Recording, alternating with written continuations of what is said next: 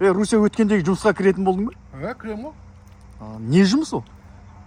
Короче, военныйда жаттым істейді, майор болып жұмыс істейді, короче. Сояға кіріп аламын сіз. Пехотинец дейсің ғой. Пехотинец. Көрем, короче, ішіне главное кіріп алсам болды ғой. Айлық 300 мың, короче. Ой, 300 мың ба? Айлық 300 мың. Жете ма бұлай 300 мың? Не төледі қандай? Қандай еді? Квартирный. Квартирный төлейді, короче. 50 мың теңге, короче. Адам басына ма? Адам басы мен бойдақпын ғой енді. Бір маған 50 мың, 300 мың, 350 мың жетеді да. Үші не ғой?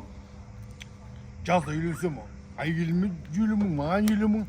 И бір жылдан кейін ол туса, балама, әйеліме, үй маған 150 мың ба, үй 300 мың айлық, 450 мың жетеді да. Да? Кім біледі мысалы, әйелім егіз туып қалатын шығар, 200 мың алам ба сонда? 300 мың айлық, 200 мың, 500 мың жетеді. А прикинь, тройняшка үшеу туса.